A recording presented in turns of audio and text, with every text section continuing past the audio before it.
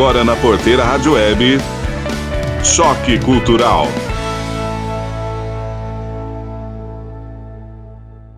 Bem-vindo ao Choque Cultural e neste programa falaremos com um dos nomes mais importantes da mídia jornalística da região.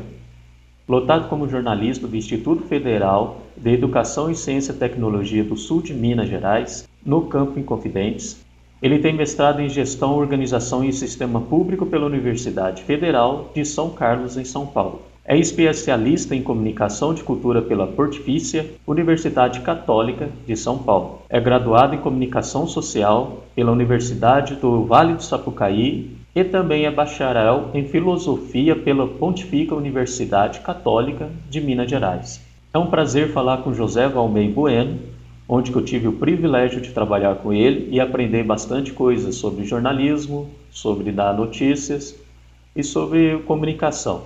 Eu já quero agradecer aqui a presença de Valmey e já quero fazer uma pergunta de cunho pessoal. Quem é o Valmey pelo próprio Valmey? Olá, PH, tudo bom? Queria dizer primeiramente que é um prazer estar aqui no seu canal e compartilhar com você da minha experiência como jornalista aqui do Instituto Federal do Sul de Minas. Muito obrigado pelo seu convite desde já. É sempre muito bom a gente conversar sobre comunicação.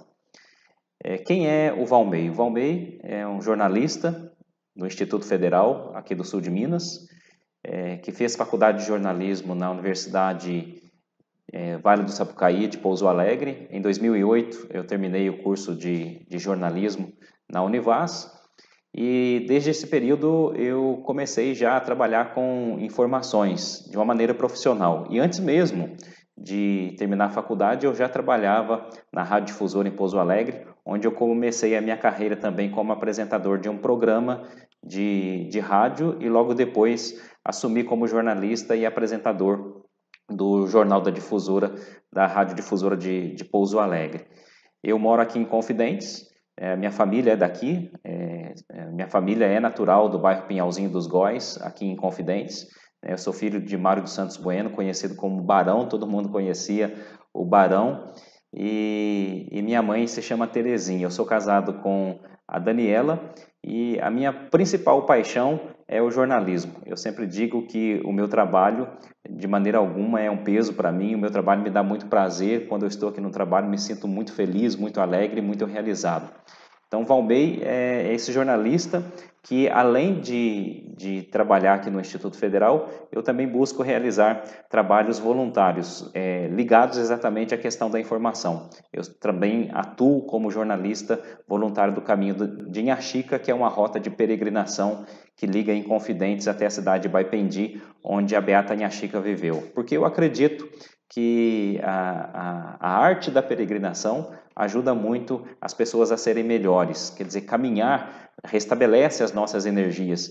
E eu procuro assim ajudar as pessoas a virem fazer essa rota e a conhecerem todas as cidades pelas quais o Caminho de Inhaxica passa. São 14 cidades aqui do sul de Minas, as menores cidades do sul de Minas, porque eu acredito também que a riqueza cultural dessas cidades tem muito a oferecer para os peregrinos de todo o Brasil que começam a descobrir o Caminho de Inhaxica. Então é um prazer estar aqui com você para conversar um pouquinho sobre a minha experiência como jornalista. Valmey, como você descobriu sua paixão pelo jornalismo? Como que eu descobri a minha paixão pelo jornalismo? Desde moleque, eu gosto muito de notícias, desde muito pequeno. Eu acompanho as emissoras de rádio, acompanhava as emissoras de rádio aqui da região e também emissoras das grandes capitais, né, das grandes cidades do nosso país, como a Rádio Capital e a Rádio Globo. Gostava muito de ouvir essas emissoras.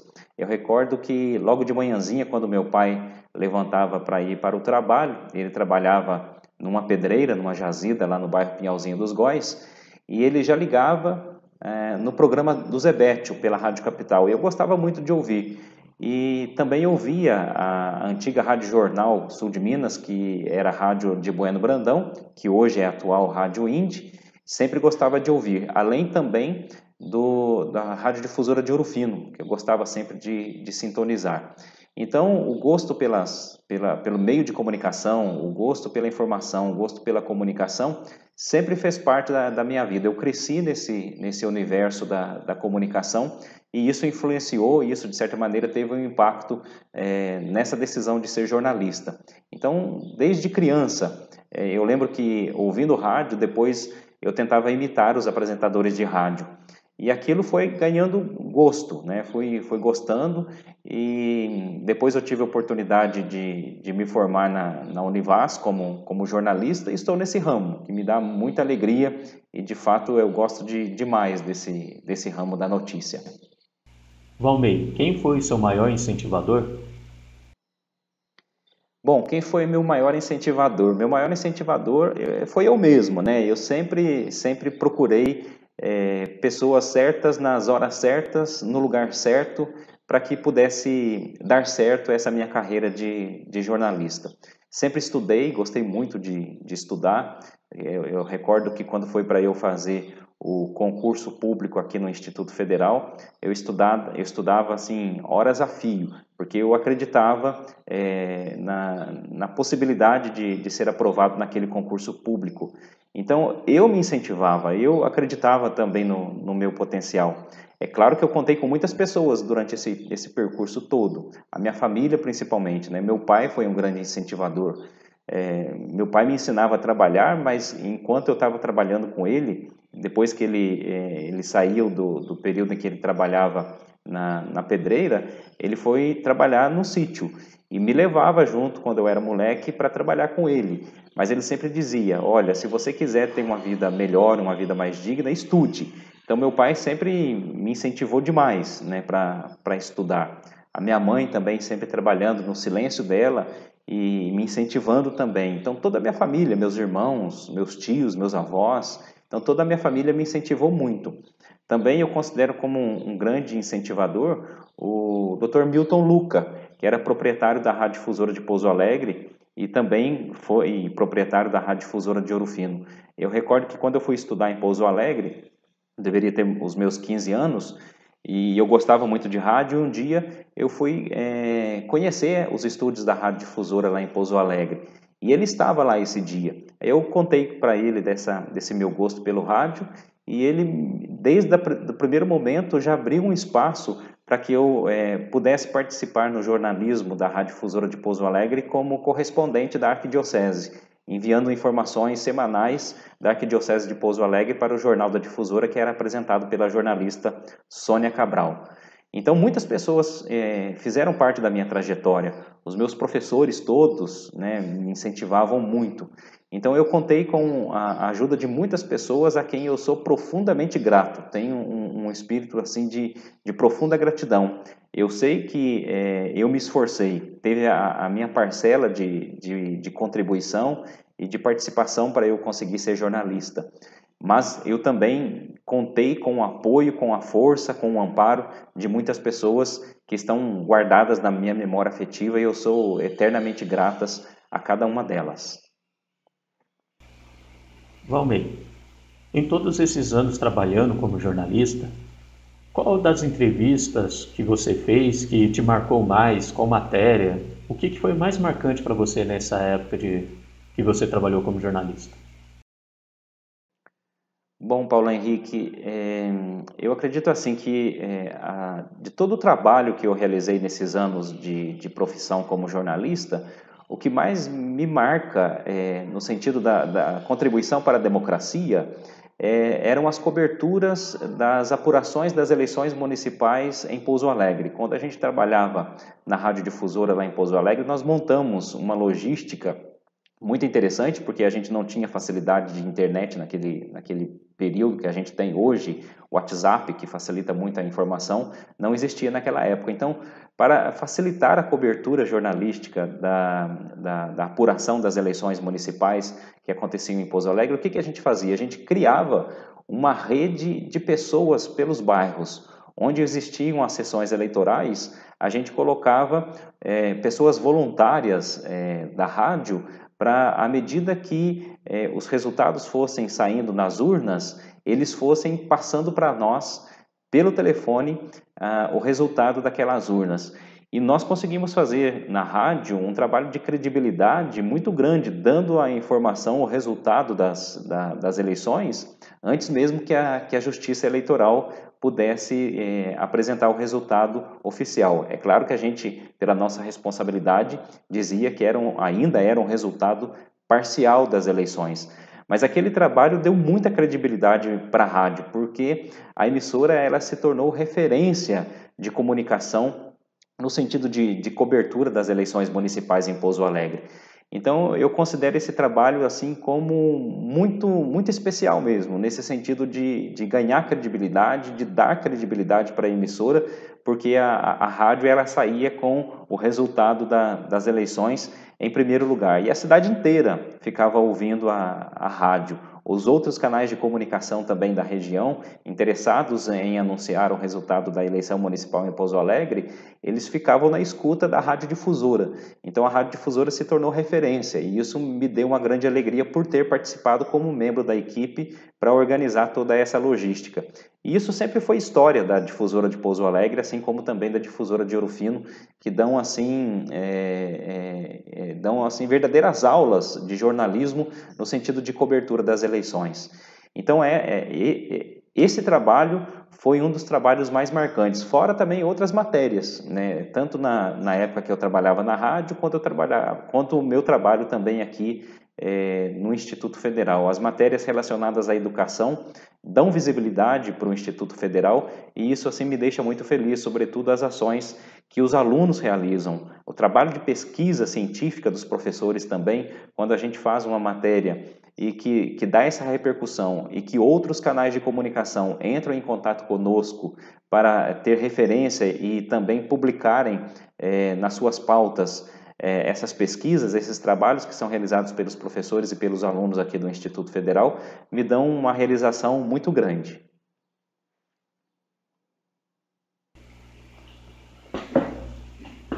Vamos bem, vou mexer um pouquinho com a sua sensibilidade. Como jornalista, você acredita que aqui na nossa região, o sul de Minas, as pessoas estão interessadas nas informações corretas? Pois vejo que temos intitulados alguns jornalistas que não têm a mínima ideia do que está falando ou como está informando. E não sabe nem como passar essa informação para as pessoas. No seu caso, como é direcionado a um grupo, os estudantes, eles são mais fiéis no interesse da notícia. Porém, em geral, como você vê o interesse da população com a notícia referente aos seus interesses? Bom, Paulo Henrique, essa sua pergunta é muito interessante, é muito importante, porque a gente vive hoje no contexto das notícias falsas, né? Hoje está todo mundo falando a respeito das fake news. Eu acho isso de uma irresponsabilidade tremenda. Nós que somos jornalistas de carreira, jornalistas de profissão, nós passamos 4 anos sentados num banco de faculdade aprendendo como se fazer notícia, aprendendo como checar a informação, aprendendo como chegar até as fontes, levantar toda a pluralidade das informações que estão contidas num único fato. E as fake news são totalmente o avesso disso, não há checagem alguma, não há nenhum compromisso com a verdade. O jornalista ele tem esse compromisso ético com a verdade, por isso, antes de publicar qualquer que seja a informação, ele tem que checar a veracidade de tudo aquilo que aconteceu. E não somente ouvindo uma fonte, não somente ouvindo 2 fontes, mas todas as fontes possíveis e imagináveis que estão envolvidas dentro de um fato. Quer dizer, quanto mais fontes se ouve, tanto mais nós nos aproximamos da construção da verdade. É claro que a verdade absoluta praticamente vai ser impossível de ser publicada, mas a gente tem que ter essa responsabilidade, esse cuidado de nos aproximarmos o quanto mais desta verdade perfeita, vamos imaginar dessa maneira. E a questão das fake news, elas são exatamente o contrário de tudo isso. O cara, porque tem uma opinião política diferente daquilo que ele viu, diferentemente daquilo que ele acredita, ele simplesmente solta uma frase imaginando que aquela frase seja verdade e não dá a possibilidade e não dá a opção para quem está do outro lado desse posicionamento partidário dele, sobretudo, desse posicionamento ideológico dele, sobretudo, não dá o espaço para que o outro também apresente a sua versão. O fato, ele é construído a partir de diversas e múltiplas versões. E a fake news, ela somente enxerga uma vertente. E isso é de uma irresponsabilidade muito grande. Sorte que a população está mais atenta a isso. Há um tempo atrás, as fake news eram aceitas com mais passividade. Hoje eu acredito e enxergo que a sociedade ela começa a perceber o perigo das fake news. Então a sociedade ela tem interesse sim em ser munida, em ser informada com informações que estejam fundamentadas e calcadas, amparadas na verdade que se é construída a partir da checagem da multiplicidade das versões que estão envolvidas no fato. Então, o jornalista profissional, ele tem esse cuidado. E quem quiser contribuir com a informação, ainda que não passe por uma faculdade de jornalismo, mas que ao menos tenha o espírito ético, a ética necessária para se ouvir a pluralidade das pessoas, a pluralidade das versões que estão envolvidas num único fato. Quando se ouve as versões para se construir um texto, para se construir um vídeo, se aproxima muito mais da verdade. E isso é um gesto de cidadania. Mais do que um gesto profissional, também profissional, mas é uma atitude cidadã. Não se pode, de maneira alguma, publicar alguma coisa, publicar uma informação, sem ouvir a pluralidade daquilo que está envolvida nesse fato. Então, eu vejo que a sociedade está cada vez mais interessada nesse tipo de informação verdadeira, porque ela é construída a partir da pluralidade das versões envolvidas.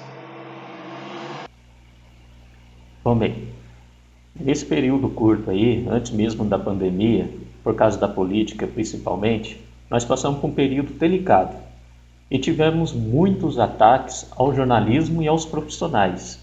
E esses profissionais que fazem o seu trabalho foram muito atacados, principalmente nas redes sociais. Nós tivemos um trabalho jornalístico em um ambiente político polarizado e hostil aos profissionais. Gostaria que você contasse um pouco sobre a prática da realidade para os jornalistas, não só os acadêmicos, mas no cenário jornalístico por inteiro no Brasil. Então, PH, essa sua pergunta ela é bastante sensível e eu vou procurar ser o mais transparente possível, emitindo a minha opinião daquilo que eu enxergo nesses últimos eventos políticos, nesse ambiente tão polarizado que encontra o nosso país. É o seguinte, eu vou ser muito, muito transparente, independentemente, com todo respeito ao posicionamento político de quem está acompanhando essa entrevista que você está fazendo aqui comigo. É o seguinte, quando o presidente Bolsonaro ele assumiu a presidência da República e implantou aquele hábito, aquele costume de parar na porta do Palácio da Alvorada, sempre nos finais da tarde, nos finais do seu expediente, para receber a imprensa e informar, e comunicar e conversar com os jornalistas, eu aplaudi aquela atitude do presidente Bolsonaro, porque eu vi ali uma oportunidade muito grande dele ser transparente nos atos do governo. Quer dizer, ele chegava até os jornalistas para conversar de uma maneira a expressar com muita honestidade o pensamento dele, e eu vi aquilo de uma maneira muito positiva. Porque o presidente da República, assim como qualquer outra pessoa que assume um cargo público, ele tem por responsabilidade a transparência.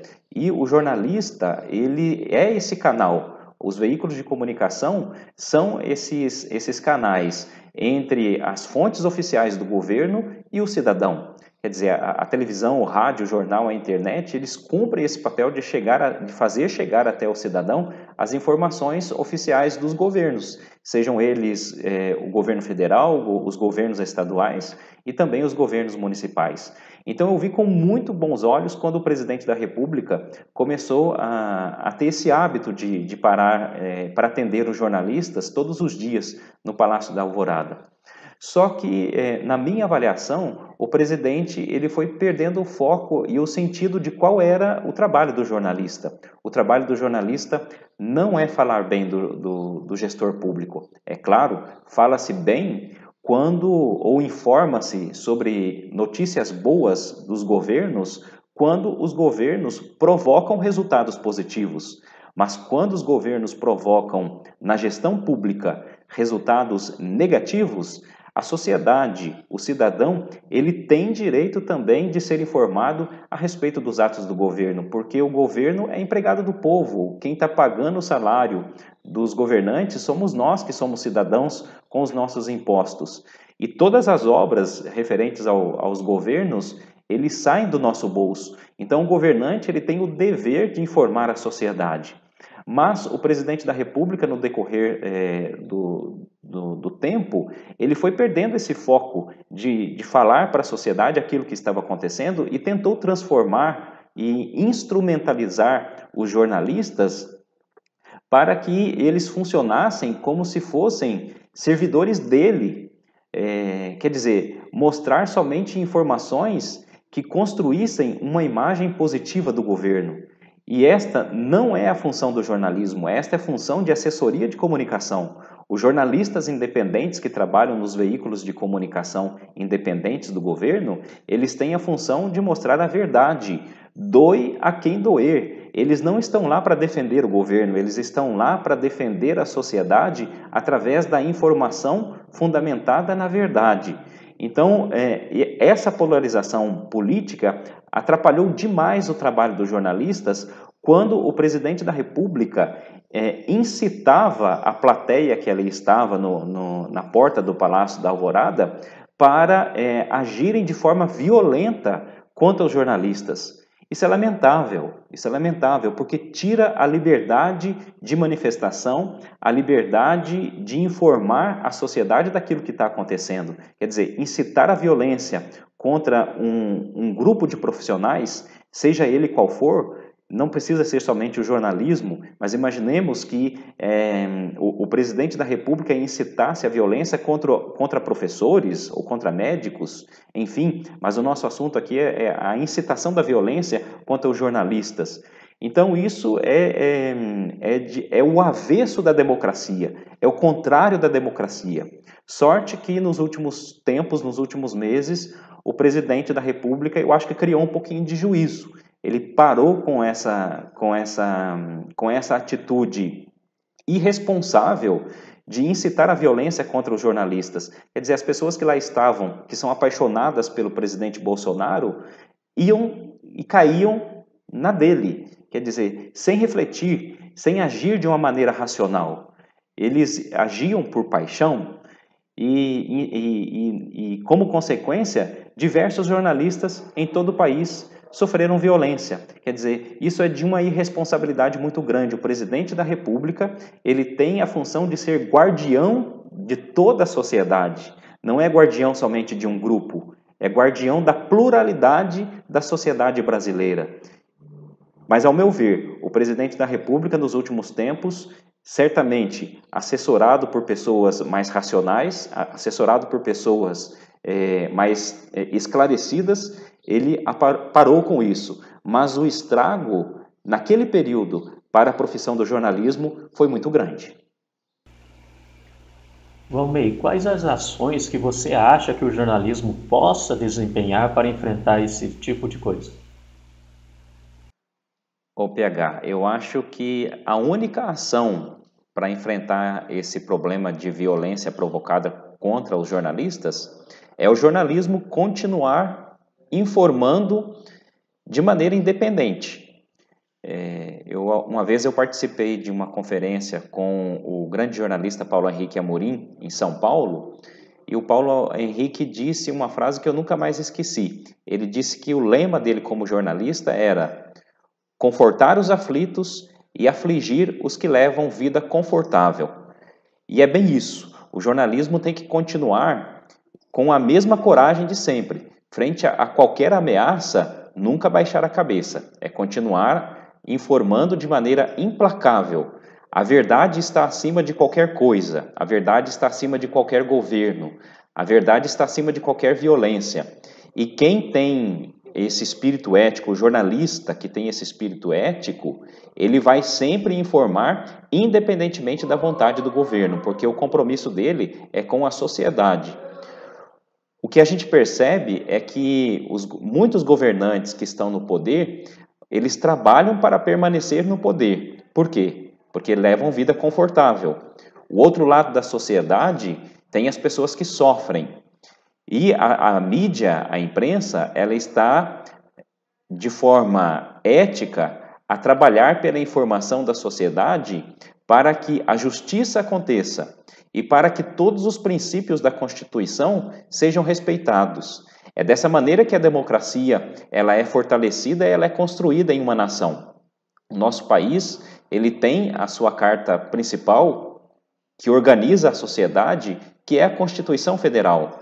Portanto, quanto à imprensa, ela é amparada para que busque sempre a verdade e nunca seja censurada, ela nunca pode se colocar de joelhos frente a quem quer que esteja no governo. Por exemplo, quando o presidente Lula estava no poder, ele também acusava a imprensa de ser de direita. Agora que está no poder um grupo de direita, esse mesmo grupo também tenta colar na imprensa a imagem de ser de esquerda. Então, o que dá para perceber é que a estratégia desses governos, tanto de esquerda quanto de direita, é colocar a sociedade contra a imprensa, dizendo que a imprensa faz parte de grupos contrários à ideologia deles. Isso nunca foi verdade. Isso nunca foi verdade. Tanto governos de esquerda quanto governos de direita, infelizmente, por conta de uma imaturidade democrática, não interpretam a imprensa com o verdadeiro papel que ela exerce, que é defender exatamente a sociedade como um todo, a verdade como um todo. E, novamente, eu repito, a imprensa não está a serviço dos governos, nem de direita, nem de esquerda. A imprensa, ela está acima disso. Qualquer que seja o erro provocado por um governo de esquerda ou de direita, a imprensa séria está lá para mostrar o erro, mas também a imprensa séria está lá para mostrar os acertos que foram provocados com o dinheiro público, o dinheiro que é nosso. Portanto, os recursos não são do Bolsonaro, os recursos não são do ex-presidente Lula ou de qualquer outra pessoa que venha assumir o poder. Os recursos são da sociedade e a imprensa está lá exatamente para garantir que esses recursos sejam colocados no lugar correto. E qual é o lugar correto? O benefício do povo, o benefício da sociedade, que está muito acima do governo Bolsonaro, que está muito acima do governo do ex-presidente Lula e que estará acima de qualquer outro governo que venha assumir o poder. Portanto, a ação única da imprensa perante a todas essas ameaças é continuar a ser corajosa, informar com coragem independente dos governos, sejam de direita, sejam de esquerda ou seja de centro. Ô Valmei, você acha ou você acredita que o jornalismo deve ser imparcial ou deve emitir juízos de valor? Por quê? O PH, a imparcialidade hoje na literatura do jornalismo ela é vista como uma lenda, ou seja, não existe de uma maneira assim absoluta. É claro que a imparcialidade ela deve ser sempre buscada pelo jornalista, mas ela nunca vai ser atingida de uma forma plena. Por quê? Porque a construção da notícia é um processo de edição. E quando a gente diz que é um processo de edição, nós estamos nos referindo à questão de escolhas. Quando você faz a edição de uma notícia, aquilo que vai ser colocado no texto, aquilo que vai ser colocado na reportagem que é feito no vídeo, ele passa por um critério, por um filtro pessoal do jornalista. É ele que está definindo ali o que será publicado de acordo com aquilo que ele considera ser o mais importante para o seu público ficar informado. Então ele passa por um processo de edição, um processo de escolha. Por isso a imparcialidade absoluta, ela é uma lenda, não existe. Não podemos ser ingênuos em acreditar que o jornalista ele é 100% imparcial. Ele nunca vai ser. É um critério ético, é um princípio ético do jornalismo buscar a imparcialidade enquanto o jornalista vai ouvir as múltiplas versões de um fato que ali está. Mas quando ele está construindo o seu produto, quando ele está construindo a sua informação, ele ali escolhe o que vai ser publicado de acordo com aquilo que ele considera ser mais relevante. É o princípio da relevância, é o princípio da atualidade. Então, aquilo que é mais atual, aquilo que é mais relevante, é o que o jornalista, segundo os seus critérios, vai colocar como sendo aquilo que deve ser publicado na sua reportagem. Portanto, a imparcialidade total não existe. É preciso que isso fique bastante claro também, e os pesquisadores, os estudiosos em jornalismo têm alertado sobre essa reflexão importante que seja feita. Então, a imparcialidade não existe. É uma meta a ser buscada, mas ela, em sua totalidade, ela é uma lenda. Quanto à questão da opinião, o jornalismo ele tem que ser informativo e é preciso que a gente defina essa diferença entre jornalismo informativo e jornalismo opinativo. O jornalismo informativo ele tem o cuidado de sempre usar uma linguagem ao máximo possível de substantivos. É a construção da linguagem direta, não é? É o sujeito, o verbo e o predicado. É somente isso que ele deve usar nas suas frases, porque ele nunca pode usar os adjetivos, não é? Então, dentro da construção do texto, dentro da construção da reportagem, a reportagem informativa, ela, quanto menos adjetivo se usar, mais informativa ela será. Por outro lado, o jornalismo opinativo, ele tem plena liberdade de dar o jornalista opinativo, no caso, ele tem a plena liberdade de manifestar a sua opinião frente a tudo aquilo que ele ouve, aos diversos pontos que ele checa, e ligando esses diversos pontos de um fato em que ele checou, ele chega a uma conclusão a respeito desses fatos. As televisões hoje, elas têm dado assim mais abertura para o jornalismo opinativo. Se você pegar, por exemplo, os canais fechados, os canais por assinatura, o jornalismo tem, as emissoras, elas têm essa tendência hoje de misturar o jornalismo informativo do jornalismo opinativo. Mas isso fica bem claro, é a questão ética, de deixar claro para os receptores, de deixar claro para o público aquilo que é opinião e aquilo que é informação. Se você pegar a imprensa, por exemplo, os jornais impressos, geralmente a página 2 do jornal ela é dedicada às opiniões, e ali o canal de informação, o jornal, ele deixa bem claro que é uma opinião do jornalista. Então, os canais de informação, eles devem prestar esse esclarecimento para o seu público daquilo que é informação e daquilo que é opinião. As duas coisas são importantíssimas para se construir a diversidade da interpretação. Então, quando o canal de informação apresenta a informação e apresenta a opinião, ele está contribuindo para o enriquecimento. E a conclusão vai depender do receptor, de quem recebe a informação. E quando você está lendo a informação, você também faz o seu juízo. A informação passa por um filtro subjetivo de interpretação. Por isso, a imparcialidade, tanto do jornalista quanto a imparcialidade de quem recebe a informação, ela sempre será uma lenda.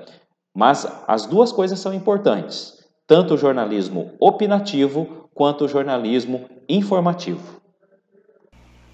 Esse requisito do jornalismo, como é equilibrar as informações sem dar opinião pessoal? Como se equilibrar nesse fio tênue que muitas vezes a informação não vai agradar fulano e vai contra Beltrano, por exemplo. Quando a emoção do outro lado quer desmerecer o seu trabalho e quer apenas informar e não opinar, e está certo ou errado em muitas ocasiões, como proceder? PH, você tem razão. Existe uma linha muito tênue entre o jornalismo opinativo do jornalismo informativo. E o jornalista profissional, ele sabe, ele tem clareza exata da diferença entre esses dois estilos de se fazer notícia, de se fazer informação. De um lado, o jornalismo informativo, de outro, o jornalismo opinativo. Mas é importante que o veículo de comunicação, seja ele impresso pela internet ou pela televisão, deixem claro para o seu público aquilo que é a informação e aquilo que é a opinião. O jornalista ético, ele faz essa distinção e deixa essa distinção clara também para o seu público. Portanto, as duas coisas são importantes, uma complementa a outra. Eu prefiro, de uma certa maneira, o jornalismo informativo. O jornalismo informativo, ele deixa liberdade para o público, para o receptor fazer a sua opinião. Mas é claro também, como eu disse, o jornalismo opinativo tem o seu valor enquanto ele vai enriquecer o seu público com argumentações. Essas argumentações, elas não podem ser tão meramente subjetivas, mas as argumentações elas devem ser elaboradas a partir de uma checagem objetiva do fato. Quer dizer, é opinião, é uma avaliação subjetiva, um julgamento subjetivo, mas construído a partir daquilo que se checou de uma maneira objetiva dos fatos. Então, não é um mero achismo, é um texto construído, uma frase construída, uma mensagem construída de opinião, mas calcada em cima daquilo que se checou e se concluiu e se investigou de uma maneira objetiva. Portanto, o jornalista ele deve tratar, quando ele trabalhar com o jornalismo opinativo, das opiniões contrárias a ele de uma maneira saudável, de uma maneira madura. E a opinião contrária a ele deve ser vista, ele deve enxergar e interpretar não como uma ameaça à opinião dele, mas como uma informação que vai agregar à opinião dele. É importante isso também, abertura para o contraditório. Não é por ser um jornalismo opinativo que deve ser uma opinião fechada, uma opinião cristalizada, mas ao contrário, a opinião ali publicada, ela está sendo construída e pode ser enriquecida com uma opinião contraditória à dele. Valmir, como é ser jornalista no Instituto Federal? PH, o trabalho como jornalista aqui no Instituto Federal do Sul de Minas é um trabalho que eu vejo sob dois aspectos. O primeiro aspecto da atribuição e da competência de se fazer jornalismo dentro de uma instituição pública, primeiramente é um trabalho de assessoria de comunicação, no sentido de cuidar da boa imagem da instituição. Nós estamos aqui para servir a esta instituição pública e a nossa missão enquanto comunicadores de uma instituição pública é fazer com que a boa imagem desta instituição seja preservada, ou seja, divulgar tudo aquilo que do melhor acontece dentro da instituição. E aí entra exatamente o segundo aspecto do nosso trabalho aqui, que é fazer jornalismo, ou seja, a produção científica, a contribuição com a sociedade, as atividades que têm um impacto direto na vida da sociedade, elas são divulgadas pelos nossos canais de comunicação. E, naturalmente, essas ações, elas já criam na sociedade uma boa imagem a respeito da instituição. Quer dizer, a instituição pública, ela tem sentido quando ela serve à sociedade.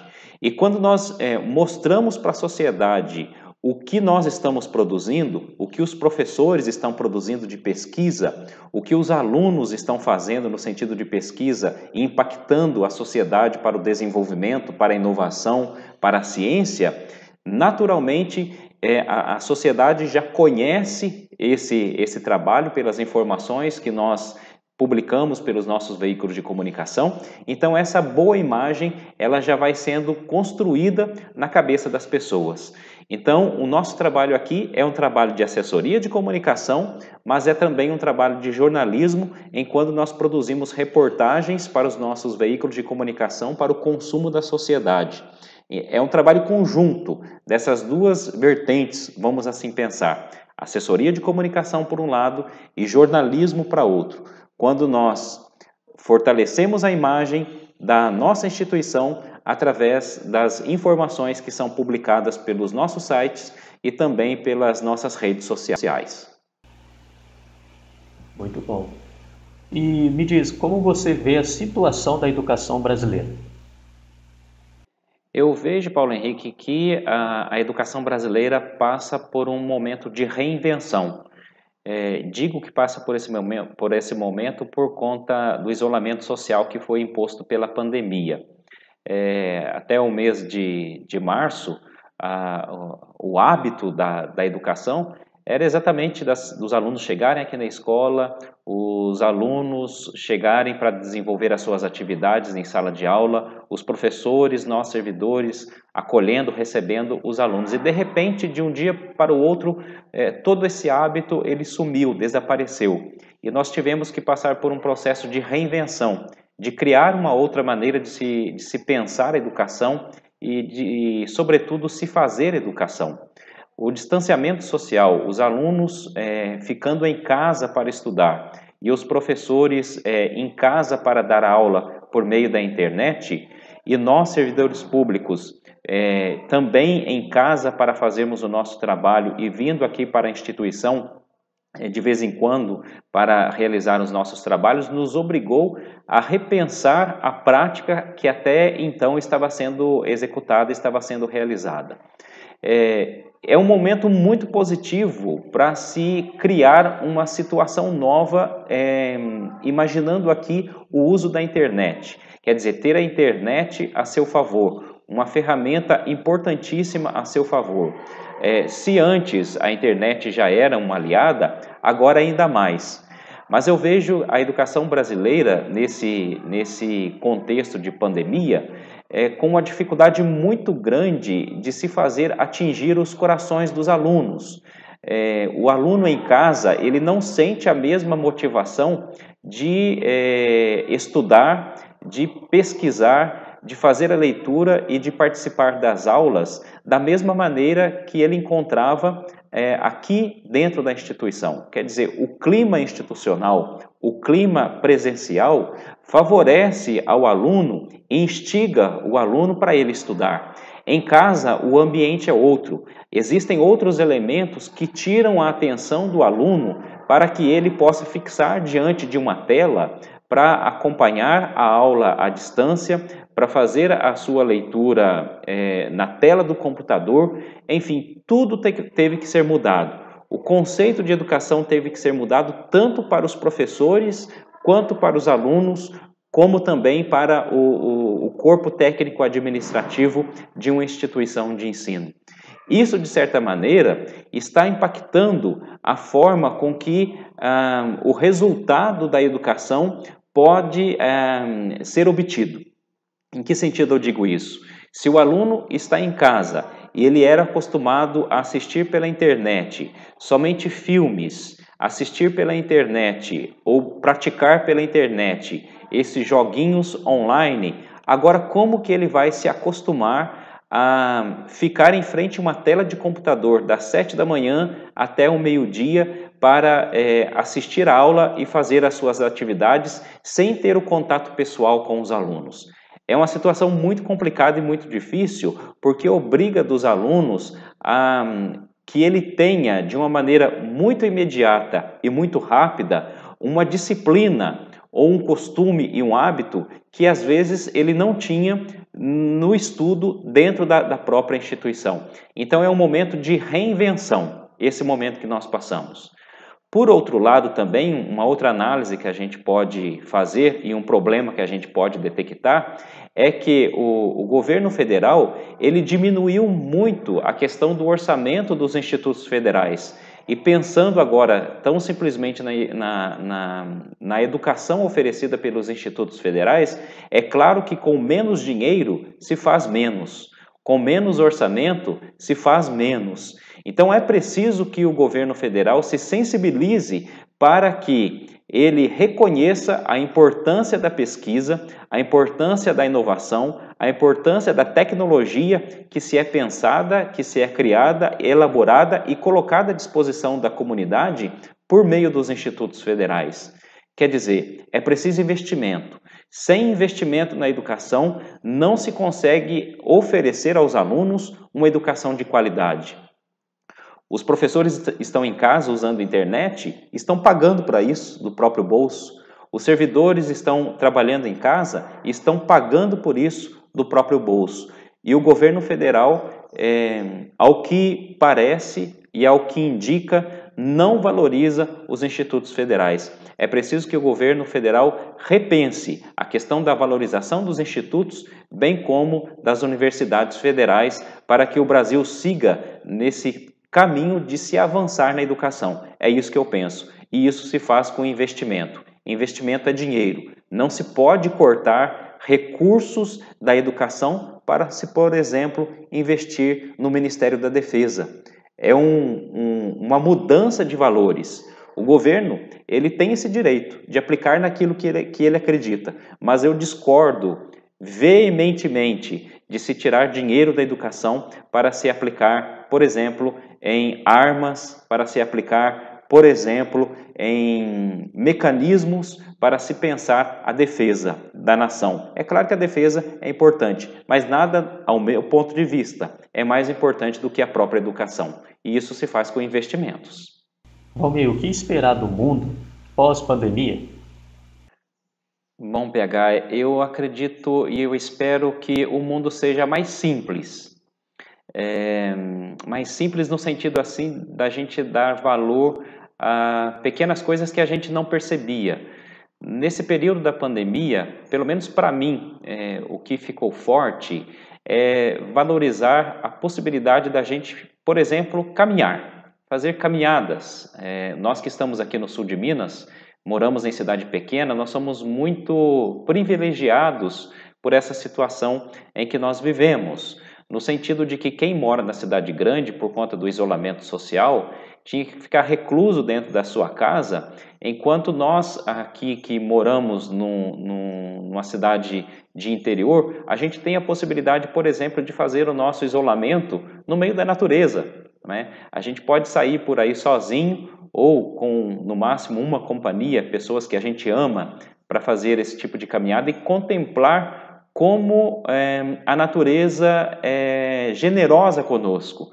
Se você sobe no alto de uma montanha e ali você contempla o horizonte, quantos ensinamentos você pode tirar de um momento como esse?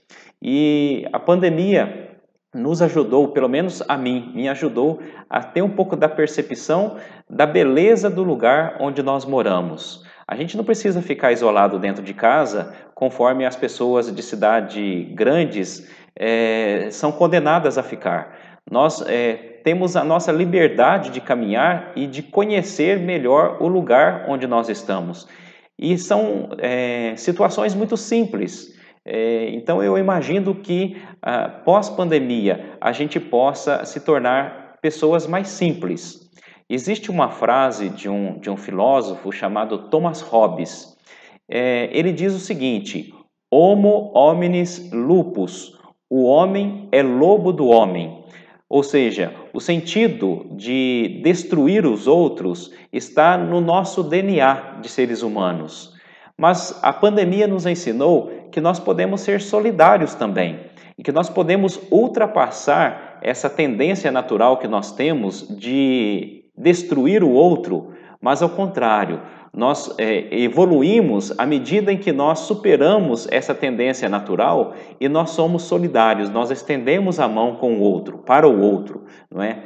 Então, a simplicidade vai nos ajudar a nós nos percebermos enquanto pessoas frágeis, enquanto pessoas fracas, que temos essa deficiência natural de querer digladiar o outro, destruir o outro. Mas a natureza, esses momentos de contemplação, esses momentos de respirar, de parar e refletirmos sobre nós mesmos, vai nos apontar a possibilidade de nós sermos melhores do que ser tão simplesmente lobo do outro, destruir o outro, ver o outro como concorrente. Não, o outro não é nosso concorrente. O outro é a oportunidade que nós temos de sair da nossa cosmovisão, de uma visão de mundo muito fechada sobre nós mesmos e enxergarmos a partir do olhar do outro. Enxergar o outro e enxergar o mundo a partir da visão do próximo. Quer dizer, é nós tirarmos o óculos nosso que nós enxergamos e enxergar com a lente do outro. Isso é empatia. Eu acho que o mundo pós-pandemia poderia muito ser mais empático a partir do exercício da simplicidade. Viver com mais simplicidade. É isso que eu espero.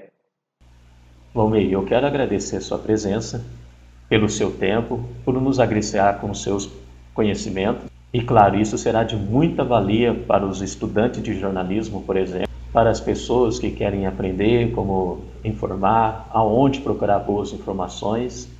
Quero agradecer realmente o seu tempo aqui e eu quero abrir aqui um espaço para você também agradecer, informar ou se despedir do seu público. A Porteira Rádio Web quer agradecer também a sua presença, a família toda aqui está muito feliz com a sua participação. Quando eu falei com o pessoal que eu ia falar com você, eles ficaram muito felizes. Sou também muito fã do seu trabalho. E a parceria entre a gente e vocês do IF será muito boa daqui para frente para informar para os alunos, para a população inteira. E obrigado por ter enriquecido o quadro Choque Cultural. Muito obrigado e fique à vontade. Foi um prazer, PH, participar aqui do seu quadro Choque Cultural, aqui pelo seu canal. Me coloco à disposição, é sempre muito bom compartilhar pensamentos, é sempre muito bom refletirmos, é sempre muito bom a gente pensar sobre a vida, sobre a profissão, sobre as atividades que a gente realiza no nosso dia a dia. Refletir significa pensar sobre si mesmo, e é sobre nós que a gente deve voltar o nosso olhar. Quando a gente tem essa sensibilidade de voltar o olhar sobre nós mesmos, a gente esquece da fraqueza do outro e toma mais consciência sobre a nossa própria fraqueza, os nossos próprios limites, e eu acredito que dessa maneira a gente consegue ser um pouco melhor. Obrigado, PH, estou sempre à sua disposição, um bom trabalho para você e um abraço para todas as pessoas que gostam de assistir o seu canal. Desejo muito sucesso para você.